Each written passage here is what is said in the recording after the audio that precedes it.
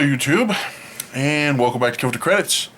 We are going to do a quick review for 10 Cloverfield Lane. Now, I got to see this one, and so, this movie, a pseudo sequel, J.J. Abrams put it as a blood relative to Cloverfield.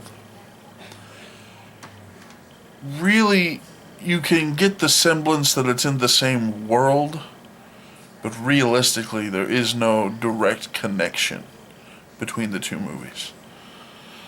This movie is led by John Goodman, Mary Elizabeth Winstead, and John Gallagher Jr. Now, other than voices and a couple other few sightings of 2 or 3 people, that's it. This is a small cast. The gist of it, from what you've seen in the trailers, Michelle, played by Mary Elizabeth Winstead, wakes up in a cell, chained to a bed, and starts putting things together and finding things out from Howard, played by John Goodman, that she's in a bunker and it's not safe to go back outside. She had a car accident. Then they're in the bunker together.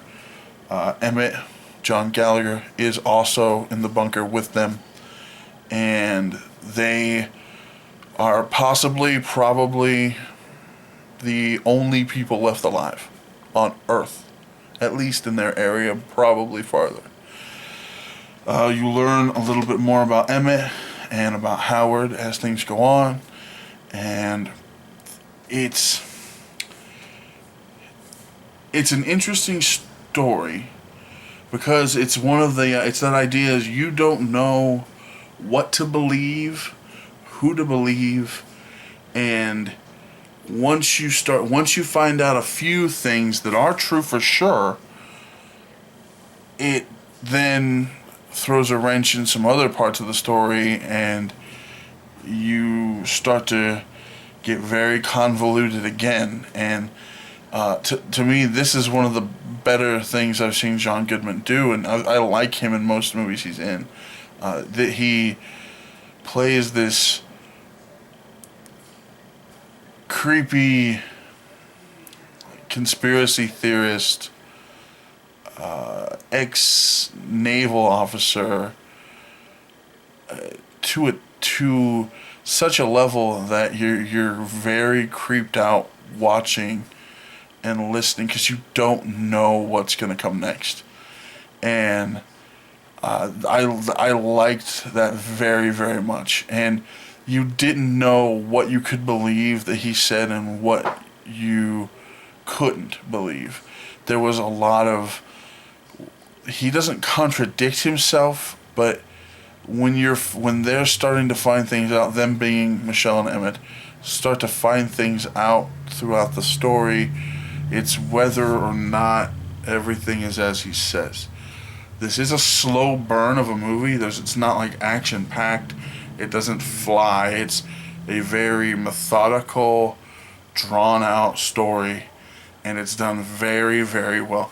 And again, I commend Bad Robot, and I commend Matthew Stuckman and Dan Trachtenberg, Trachtenberg, because this is the first movie Trachtenberg has directed, I believe, and Bad Robot and J.J. Abrams and all those guys held this so close to the chest that no one had heard anything about this movie until I believe December, and it came out in March. Like, that's unheard of, that a marketing team can hold a movie quiet that long and it not be something that gets direct to DVD or swept under the rug.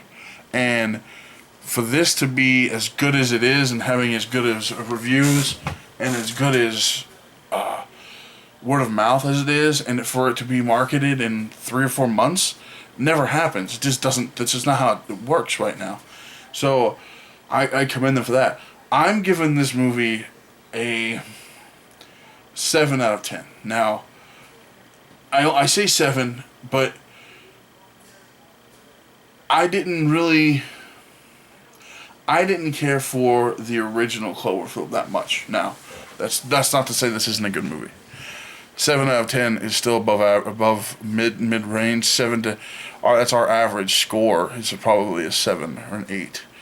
I I enjoyed it a lot. I recommend anybody, if you enjoy the psychological thriller movies at all, go see this movie.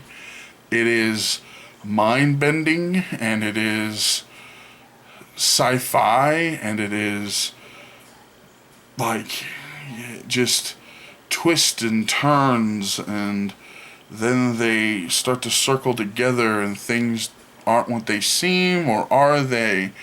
And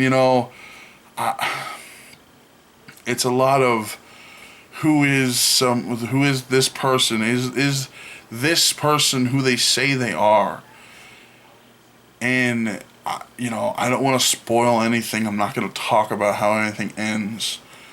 But it would be interesting to see, one, if anybody else pulls off marketing like this, and two, if there's ever a movie from this. Because I think this world that they're in is still continuing. And that's not to say that everybody in this dies. I'm not meaning that. This is not spoilery one way or the other. I'm mainly saying that if there's something left in the world, are they going to make a movie from that? Because I have a feeling this is going to be productive enough that they might think about doing it. And I, for one, would be for it.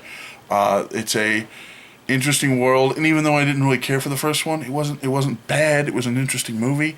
I liked this better than just Cloverfield. And so we're going to recommend go see 10 Cloverfield Lane. Not necessarily a movie for your kids. Don't take kids to this, really.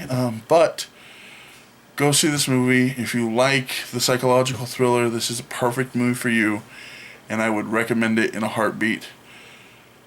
So, as always, like, subscribe, share this video, post it on Facebook.